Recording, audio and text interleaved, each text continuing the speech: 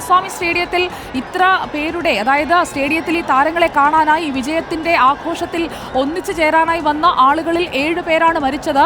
വലിയ വിമർശനം ഉയരുന്ന സാഹചര്യമാണ്. അപ്പോഴും പരിപാടി അവിടെ തുടരുകയാണോ എന്നതാണ് അറിയേണ്ടത്. സായികുമാർ, അതാണ് ഇതിൽ ഏറ്റവും പ്രധാനപ്പെട്ട കാര്യം. പുറത്ത് ഇത്ര വലിയ ദുരന്തം നടക്കുമ്പോഴും ഈ പരിപാടിയുമായി സംഘാടകർ മുന്നോട്ട് പോയെങ്കിൽ സ്വാഭാവികമായും അത് വലിയ വിമർശനങ്ങൾക്ക് ഇടയാക്കുകയും ചെയ്യും. നേരത്തെ എല്ലാം വെട്ടിച്ചുരുക്കി അവരെ അവിടെ നിന്ന് മാറ്റിയെന്ന തരത്തിലുള്ള റിപ്പോർട്ടുകളാണ് പുറത്തു വന്നിരുന്നത്. പക്ഷേ ഇപ്പോൾ വിരാട് കോഹ്ലി തന്നെ പറഞ്ഞ ഈ വിജയാഹ്ലാദത്തിൽ സന്തോഷം പങ്കുവെച്ചുകൊണ്ട് പറഞ്ഞ കാര്യങ്ങളെക്കുറിച്ചുള്ള ദൃശ്യങ്ങളടക്കം പുറത്തു വരികയും ചെയ്യുന്നുണ്ട്. അത് ഈ ദുരന്തത്തിന് മുൻപായിരുന്നോ എന്നതാണ് നമുക്കിനി അറിയേണ്ടത്. ഇപ്പോൾ ഡെപ്യൂട്ടി CM സർക്കാരിൻ്റെ ഭാഗത്ത് നിന്ന് വരുന്ന ഒരു വിശദീകരണം എന്നുള്ളത് DK ശിവകുമാറിൻ്റെ മാത്രമാണ്. അതായത് തങ്ങൾക്ക് താങ്ങാൻ കഴിയാവുന്നതിനും പോലീസിന് താങ്ങാൻ കഴിയാവുന്നതിനും അപ്പുറമുള്ള ആളുകൾ അങ്ങോട്ടേക്ക് ഇരച്ചെത്തി ഞാൻ മാപ്പ് പറയുന്നു എന്നുള്ള ഒരു പ്രതികരണമാണ് സർക്കാരിൻ്റെ ഭാഗത്ത് നിന്ന് ഇപ്പോൾ വരികയും ചെയ്യുന്നത്. ഇപ്പോൾ മരിച്ചവരിൽ 6 പേർ പുരുഷന്മാരാണ്, 4ലധികം സ്ത്രീകളാണ് എന്നുള്ള റിപ്പോർട്ടുകൾ കൂടി ഇപ്പോൾ പുറത്തു വരുന്നുണ്ട്. അവിടേക്കുള്ള 3 മെട്രോ സ്റ്റേഷൻ ഉണ്ടായിരുന്നു.